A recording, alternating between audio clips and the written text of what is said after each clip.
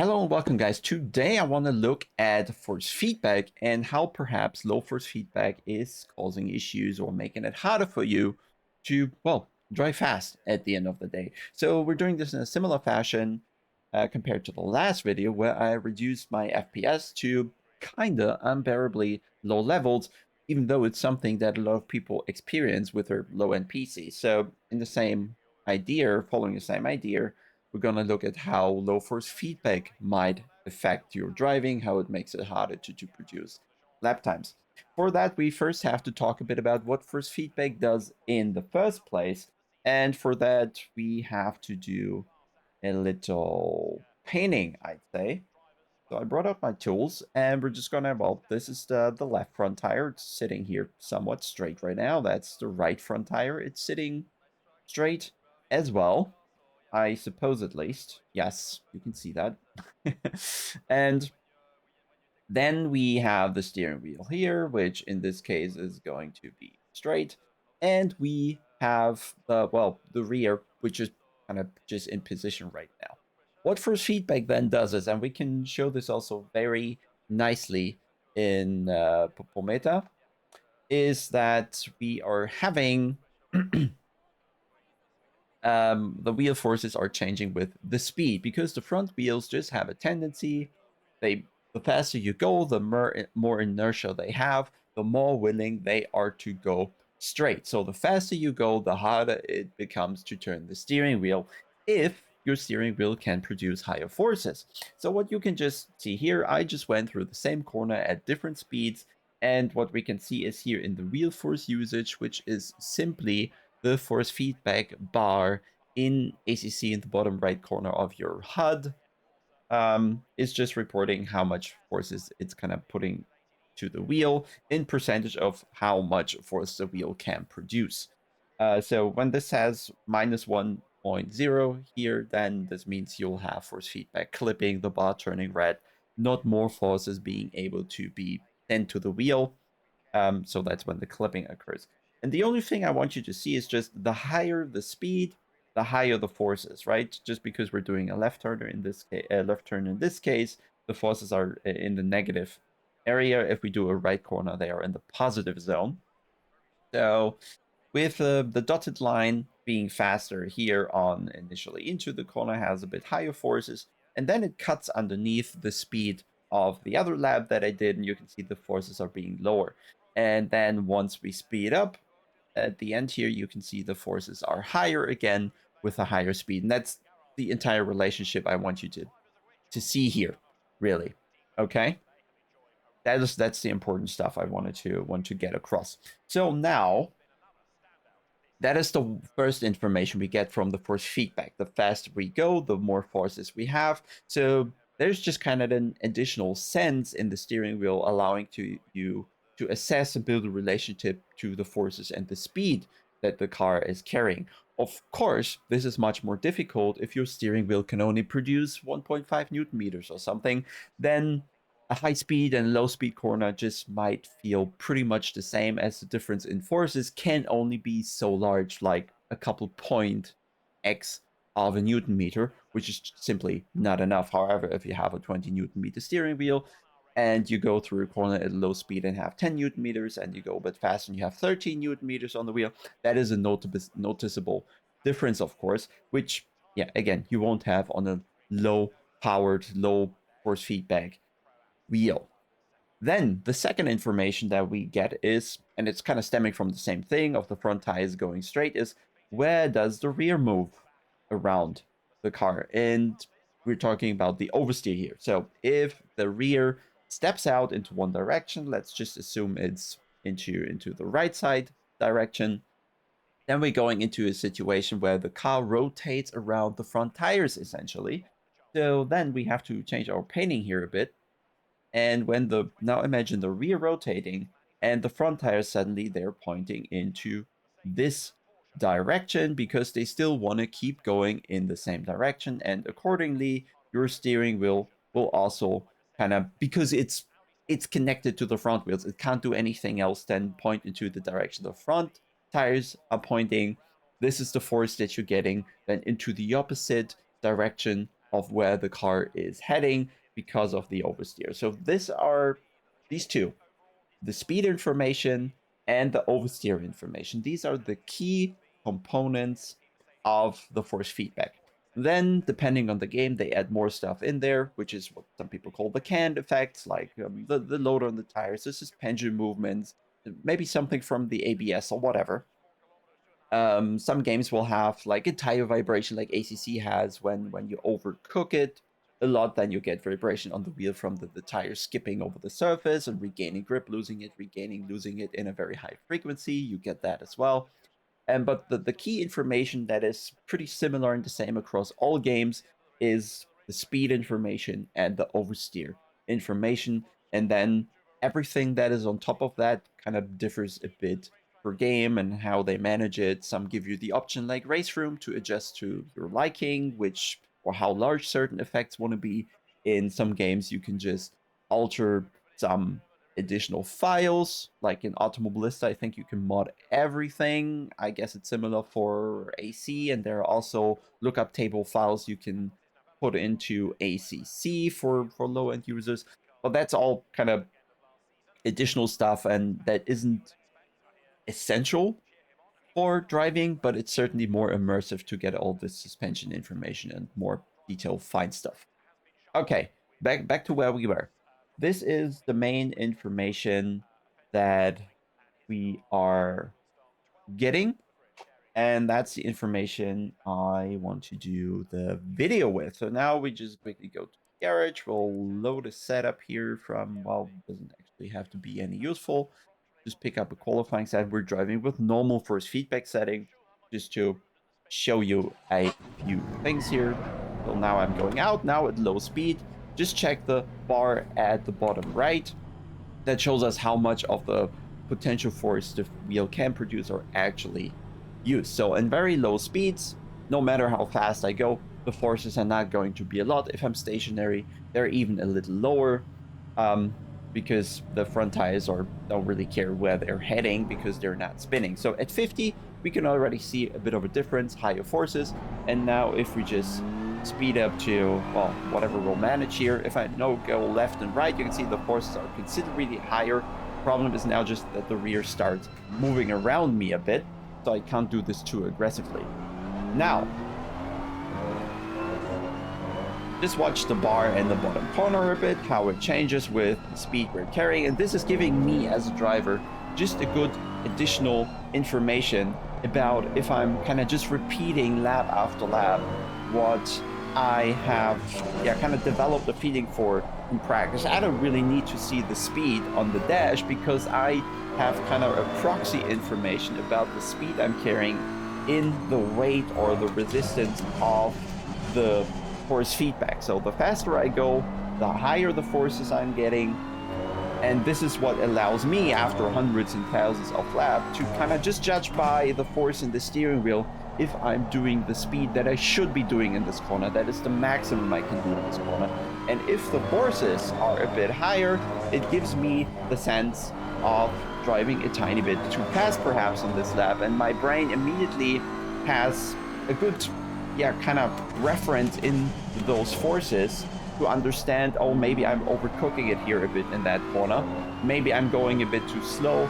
I just have an additional feedback mechanism outside of visual, audio, or just, literally looking at the speed I'm carrying. The force feedback gives me that information without looking at the screen, knowing or giving me the sense of I'm matching the speed more or less that I want to do in that corner. And every time I know, okay, this is higher, then I know, okay, maybe we'll have to extend the braking a bit here before we commit to the turn because we're still carrying too much speed, do it on purpose. And I know, there's something in the wheel that tells me already this might not be working. I might not go through this corner as I expect to because the speed is a tiny bit too large or too high.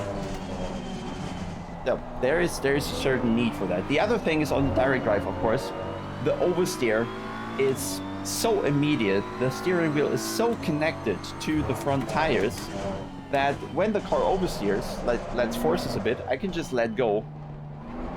I can just let go and it autocorrects, basically, right? Because the front tires, they want to keep going straight.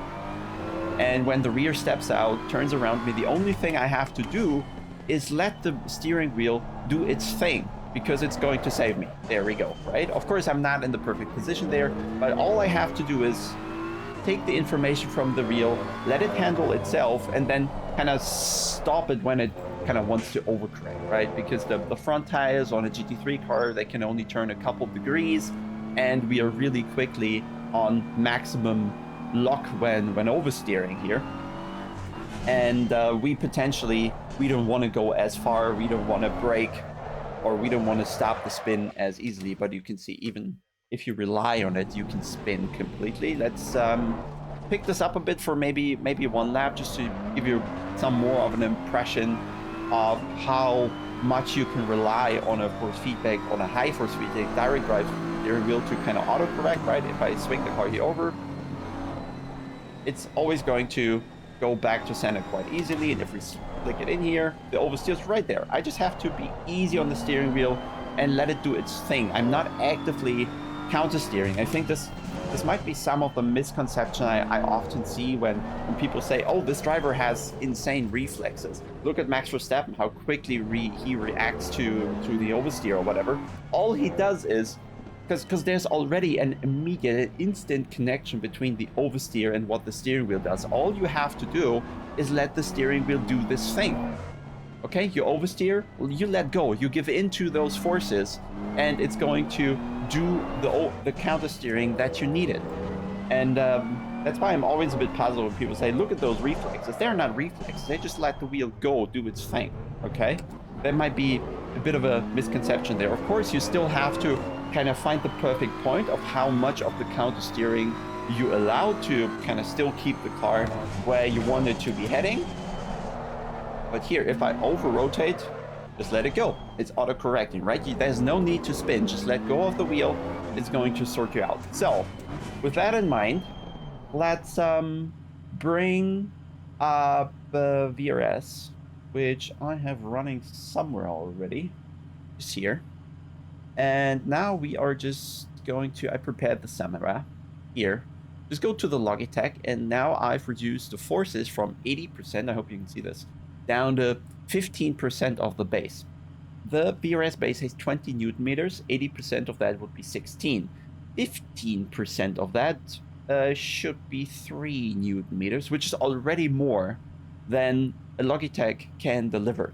Because they do 1.5, maybe 2 Newton meters, something like that. So 3 is already above the Logitech, but I think more in the range of the T300 Trustmasters or something. So somewhere there, right? Really low end. I guess the CSL Elite Fanatec, they had 5 or something. CSLDD 5 with a power kit 8. So we're fairly low here, okay? But it's still a direct drive. I can't really take the direct drive effects out of this. I can take the slew rate and put it on quiet, which means the wheel is going to produce the forces in, well, it takes longer to produce the maximum forces, but since we're not using a lot of forces, it's still very easy for the direct drive to go to the maximum forces that we're requesting right now, right? So this is not going to make a huge difference. Now, what we also want to do is just go to the settings in ACC, crank up the gain, just so we get everything out of the 3 Newton meters that we have available now, and do some driving. And so we have, what are the temperatures? 19 degrees. We should be fairly fast here. And immediately the thing that I know, one thing is that the range here is wrong. We need to go to 900, of course. So it is correct. There we go. The thing I immediately notice is it doesn't autocorrect as well in the low speeds, right? It was fairly easy before. Now the wheel is just rubbering around there a bit. Of course, there's no force feedback whatsoever here when I'm stationary. It just kind of turns without my doing.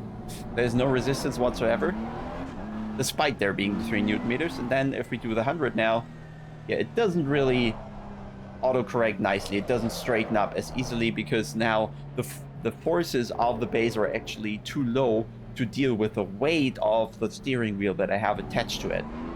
That's also a thing you probably have to consider when looking at Logitech, which probably with a plastic rim is a bit lighter than what I have here with the Usher button plate and the big rim.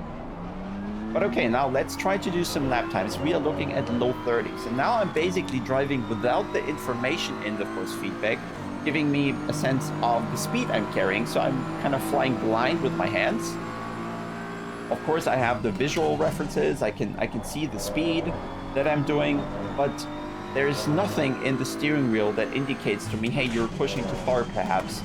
There's more available.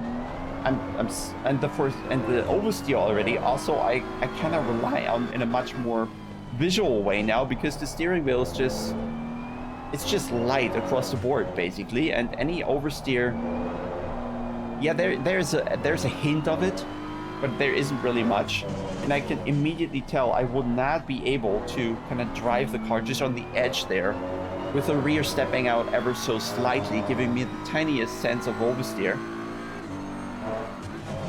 Because I simply couldn't find this small difference in forces that I'm searching for when I'm using the higher forces on the steering wheel. Of course, I still know where to go still.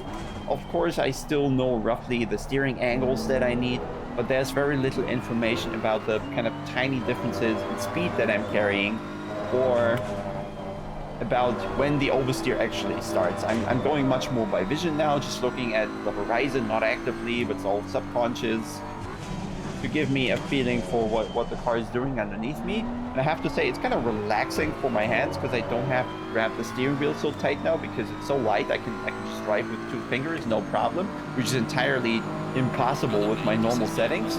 But now let me try to actually do a fast lap. I know the track well. This is the setup I used in the Pro Series, and the lap times we should be doing are like low 30s easily, probably even the 29. So I'm just, yeah, kind of doing my best here, I'd say, or at least I'm trying. Probably not practice as much to be on the Pro Series level that we have on competition day, but I'm already kind of weirded out a bit, because there's just nothing in the force feedback that indicates to me, is the speed all right? And I don't really know when the rear steps out, so I'm relying right now much more on audio to get an idea when the rear tires start spinning up too much. They can spin up a bit without you getting too much oversteer, but the actual feeling that you need is the wheel in your hand starting to get lighter, starting to go more into the direction of countersteer, losing the resistance because the rear rotates around the front tires, and that puts the steering wheel in a lighter position, willing to steer into the opposite direction of while you're driving. And the other sense that is missing is the speed that I'm carrying. So the oversteer problem is that I will have it too late, and I will run much more into the traction control. So it's taking out a lot of speed out of the car on acceleration, just because I'm too late to correct the car before I'm leaving the zone of where it kind of, or where it would be optimal. Trying more here. Here, that is very tricky. That's probably the exit of the slow speed corners. That is probably the trickiest one. And here into this one as well, because you really need to know exactly the speed that you're carrying. That I would kind of take information from the heaviness of the steering wheel, which now I don't have, so I'm not quite sure how much I need to push in that corner.